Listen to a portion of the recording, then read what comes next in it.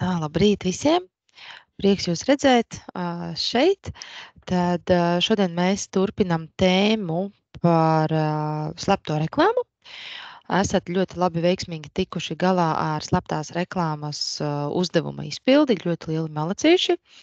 Un šodien mēs padziļinātāk runāsim par to, kāpēc vispār ir sleptā reklāma, kāpēc viņai nepieciešama, kā viņu vajag arī kontrolēt un kā viņai, kā slepto reklāmu ietekmē uzņēmējdarbību kā tādu. Tātad sleptā reklāma. Kas ir vispār sleptā reklāma? Protams, tā ir sleptā reklāmas veids, jeb reklāmas veids, kuru mēs īsti neredzam, bet mēs viņu kaut kādā brīdī neapzinoties redzam. Un visbiežāk tas ir filmās, kurās cilvēki dzer kolu, vai slēptā reklāma ir tad, kad slavenības futbolisti, piemēram, ir kādā konferencē un viņiem uz galda stāv dzērieni. Tātad tā arī ir slēptā reklāma, jebkur, kur mēs redzam kādu uzņēmuma brendu, rēgojamies, un tur nav atrakstīts, ka tā ir reklāma. Tātad tā ir slēptā. Ja? Un, protams, pēc definīcijas tā ir reklāma, kurā iekļauts saturs vai produkts nav acīm redzams vai izteikts paziņojums kā reklāma. Un kur sastopam slēpto reklāmu? Protams, iekļaujošās filmās, televīzijā, raidījumos, atbalsta saitēs, sociālajos tīklos, personas, kuras runā vai izpauž par kādu konkrētu produktu vai kādu brendu. Protams, ir visādi nosaukumi, kur saka paldies Merilda vai paldies Lavāza, supergaršīga kafija, tā arī ir reklāma, jā. Un tā veicina produktu atpazīstamību. Ja jūs redzat kādu YouTuberi, kurš ļoti liela kādu konkrētu uzņēmumu vai brendu, un ja viņa nepasaka, ka tā ir reklāma, tad tā ir slēptā reklāma, par kuru var arī sodīt. Šāda veida reklāmas mērķis ir radīt iespaidu, ka dabiskais un neatkarīgā informācija, kuru mēs īstenībā uzreiz nenofiksējam, ka tā ir reklāma, ir mērķtiecīga komerciāls paziņojums. Un tā doma ir tāda, ka es nepateikšu, ka tā ir reklāma, es noprezentēšu šo produktu, pateikšu, ka tas ir brīnišķīgs, un viss ir kārtībā, bet īstenībā nav. Un Latvijas likumdošanā Eiropas Savienībā ir ļoti strikti norādīts, kādā veidā vajag paziņot par attiecīgajiem produktiem. Un, protams, tās pārstāvis tiek kritizēts par maldinošu un patērētāju neietilpīgu komunikācijas praksi, jo, ja jūs skatāties kādu raidījumu par, dzīvnieku drošību, un tad pēkšņi viņa stāsta, cik ļoti svarīgi suņiem ir saņemt X uzņēmuma vitamīnus, vai vajag pirkt Bayera, piemēram, es arī tagad reklamēju, ja, suņu kakla siksnas, jā, jo tās pasargā no visādiem kukaiņiem un slimībām un tā tālāk, tā joprojām. Un tur ir pateiktu vēl, ka tā ir cena un ka tas ir Bayers, jā, un tā un tā un tā. Un jo jūs vairāk dzirdat šo tekstu, jums nosēžās šis uzņēmums kā drošs, kā uzticams, jo jūs taču to dzirdējāt. Un jūs to dzirdējāt no speciālista. Iespējams, ka tas speciālists bija vetārsts. Un tad līdz ar to tā ir reklāma. Un šo reklāmu jūs dzirdējāt no cilvēka, kuru īstenībā jūs nepazīstat, bet jūs viņam uzticaties. Un šeit pie šī paša slaida es jums vēlos parādīt, es jums vēlos reklāmu. Jāpaskatās, vai jūs redzat. Es pieļauju domu, ka nē. Tūlīt nošērošu vēlreiz.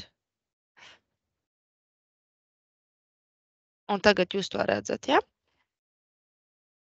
Un tātad slēptā reklāma.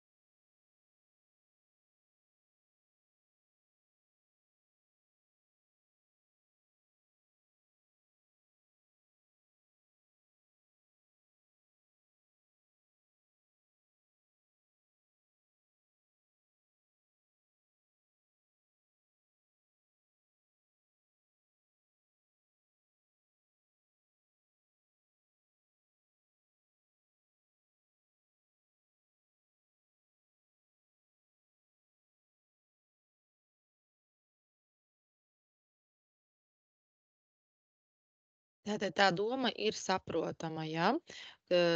Viss tas, ko mēs redzam, jebkur, kas nav attēlots kā reklāma, un mēs pat redzam, ka tas ir pat dziesmu klipos, tās ir reklāmas, un tās ir slēptās reklāmas. Un, te mums ir ļoti jābūt uzmanīgiem, tad, kad ja jūs strādāsiet arī reklāmas kādā kampaņā, jums ir ļoti svarīgi, lai jūs nezaudētu finansiālu drošību. Jums ir jābūt skaidri saprotamam, kad viss, ko jūs veidojat, ir slēptā reklāma, ja jūs to nepasakat, ka tā ir reklāma. Un kādas starpības tad ir starp slēpto reklāmu un to, ko saka mēdī?